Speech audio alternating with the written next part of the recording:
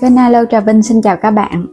Hôm nay thì mình chia sẻ một cái công thức bánh bột lọc rất là dễ làm luôn. Mình không có cần phải nhồi bột mà cũng không có cần phải dùng khuôn để hấp bánh nữa. Nhanh gọn lẹ mà bánh nó có dai giòn và nó có cái độ mềm mềm dẻo dẻo. Mình ăn qua ngày vẫn ngon luôn, không có bị cứng. Bây giờ mời các bạn mình cùng vào bếp để thực hiện nha. Đầu tiên thì mình dùng ở đây là 200g bột năng nha. Mà lường bằng chén thì mỗi một chén là 150g á. Bên đây là 400ml nước. Và mình thêm chút xíu muối. Các bạn sẽ cho hết 200g bột năng vào trong cái chảo. Và mình thêm muối vô. Hòa tan cái phần nước 400ml vô luôn nha. Xong rồi các bạn sẽ khuấy đều lên. Cái hỗn hợp bột này mình làm vậy đi nó nhanh lắm, không có cần phải mà mình trộn nước sôi để mình nhồi bột. Một cái công thức mới mà mình thấy rất là đơn giản, dễ làm mà bánh không có bị cứng nữa. Rồi sẽ để yên 10 phút cho bột nó nghỉ nha. Phần nhân ở đây thì mình có cái phần tôm hay là tép gì đó, các bạn sẽ lột sạch phần vỏ nha. Còn nếu mà con tép xong nhỏ nhỏ thì các bạn cứ để nguyên phần vỏ luôn.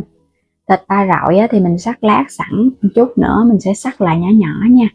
Tại vì lúc đầu tính làm cái bánh nó to cho nên sắc lát mỏng sẵn á. Hành tím và tỏi một chút nữa mình băm. Các bạn băm sơ sơ ra nha nè, để cho nó nhuyễn thì mình sẽ xào cái phần tép và thịt á, cho tép thịt của mình nó săn thơm nó ngon. Mình có thêm hành lá và ngò gai nè. Các bạn sẽ sắc nhỏ ra ha. Ngò gai thì nó thơm, còn không có thì các bạn dùng hành lá không cũng được. Cái phần tép này thì mình sẽ sắc ra nhỏ nhỏ, tại vì mình làm cái bánh nhỏ gọn ăn cho nó không có ngán. Cứ sắc nhỏ ra, cái phần thịt cũng vậy luôn, sắc sợi cho nó đều đều á. Sắc xong thì để qua bên cái rây vậy nè, để cho nó ráo nước thì mình xào nó không có bị ra nước. Hành lá và ngò gai. Rồi bây giờ sẽ đi phi thơm cái phần hành tím và tỏi. Mình cho vào trong chảo khoảng 2 muỗng canh dầu ăn ha. Đợi dầu nóng thì các bạn cho tỏi hành vô. Mình xào cho nó săn thơm lên là được rồi. Tỏi hành nó săn thơm thì khi mà cho thịt tôm vô nó không có bị hôi. Nó săn thơm thì phần nhân của mình nó mới ngon. Làm trong các món đồ ăn thì các bạn phải xào trước vậy nè. Dù là mình nó rim mặn ngọt hay là mình nấu canh thì mình cũng xào trước, vậy là nó sẽ thơm hơn. Mình sẽ nêm vào đây chút đường, chút xíu hạt nêm ha, cho cái phần nhân của mình nó có cái vị đậm đà một chút á. Một ít màu dầu điều để có cái màu đẹp. Còn nếu mà các bạn không có thì mình bỏ qua, hay là mình có một chút xíu nước màu đường á, mình cho vô mình xào cũng được nữa. Rồi vậy là được rồi, không có cần phải chín quá nha, xào nhiều quá nó sẽ bị ra nước á. Cho hành vô sau cùng. Quay trở lại phần bột, bây giờ các bạn sẽ cho vào đây muỗng canh dầu ăn, mình sẽ đảo đều lên ha. Có dầu ăn vô thì bột của mình nó mềm và nó bóng lắm. Khi mà mình tạo hình nó cũng dễ nữa. Cứ khuấy đều vậy nè, không có sợ nó óc trâu đâu. Cái phần bột năng thì mình khuấy dễ lắm. Khuấy một chút xíu bắt đầu mình thấy nó hơi nặng tay nè, nó lợn cợn á, thì mình cứ khuấy đi cho nó tụ thành khói. Các bạn xem video của mình nếu thích kênh thì bấm đăng ký ủng hộ kênh mình nha. Mình có thêm một kênh Alo Trà Vinh 2 nữa đó. Mời các bạn xem và đăng ký ủng hộ mình với nha. Bây giờ thì mình thấy nó rất là nặng tay và cái khối bột của mình nó cũng hết nước rồi nè. Làm cái này dễ lắm các bạn, không có khó. Mình cứ đảo sao mà cho nó quyện thành khối.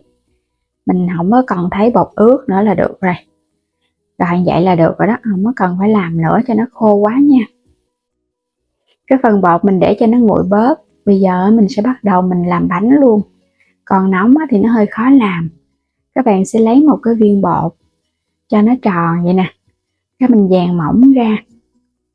Mình thấy cái cách làm này giống tương tự như cái bánh su xê vậy đó, cho nên nó là mình áp dụng đối với cái bánh bột lọc luôn. Cho vào đây một miếng tôm và một miếng thịt, túm cái mép nó lại. Phần bột dễ lắm, mình túm là nó áp sát vô là nó chặt liền ra một cái bánh xinh xắn rồi. Để qua bên thì mình lót miếng giấy nến chống dính. Cứ làm tương tự nha, mình cứ lấy một cái viên bột, làm vậy thì thấy nó gọn gàng nè, dàn mỏng ra. Các bạn đừng có sợ là bột nó quá dày, tại vì phần bột này á, mình hòa tan cùng với nước trước rồi, cho nên nó bột của mình nó dai mềm, nó có dày nó cũng không có bị cứng đâu. Cứ túm đều cái mép là được à. Đó, dễ ha, không có cần mình phải cán bột từng miếng rồi cái mình xếp lại. Làm tương tự mình xếp qua một bên. Làm xong một lớp á, thì các bạn nhớ quét sơn lớp dầu rồi cái mình hãy cho tiếp cái lớp kế lên nha. Thì bánh của mình khi hấp ra nó không có bị dính, còn nếu các bạn không quét dầu á, là sợ nó bị dính đó.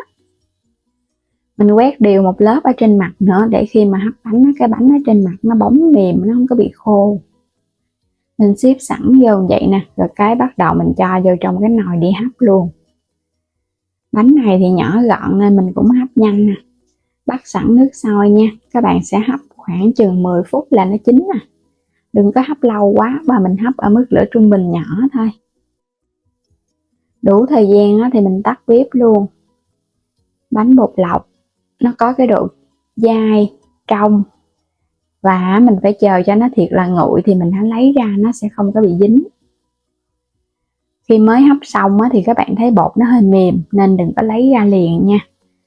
Đợi nó nguội vậy nè, các bạn lấy ra từng cái bánh nó sẽ rời ra, nó không có dính vào nhau á.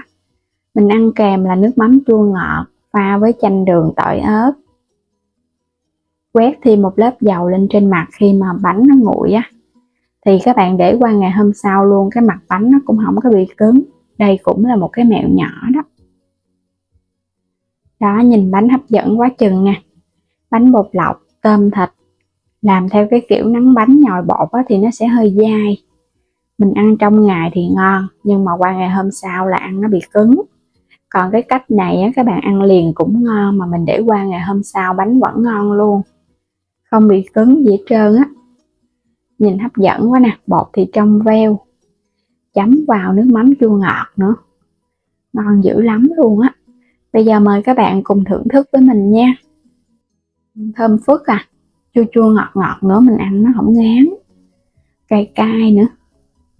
Mình có cho lên một ít ngò gai nên ăn vào nó cũng có cái mùi thơm. Hành lá nó cũng thơm, mà có thêm chút ngò gai nó cũng thơm nữa. Ăn thì các bạn chấm trực tiếp vậy ăn cũng ngon, hay là mình cho vào trong cái dĩa rồi cái chan thêm nước mắm lên. Ăn nó no luôn, các bạn không có bị ngán đâu. Dai dai, mềm mềm, dẻo dẻo và giòn giòn. Bây giờ thì mình chúc các bạn ngon miệng nha. Vui lòng đăng ký kênh Alo Trà Vinh và Alo Trà Vinh 2 ủng hộ kênh mình. Xin chào tạm biệt và hẹn gặp lại các bạn ở những video tiếp theo.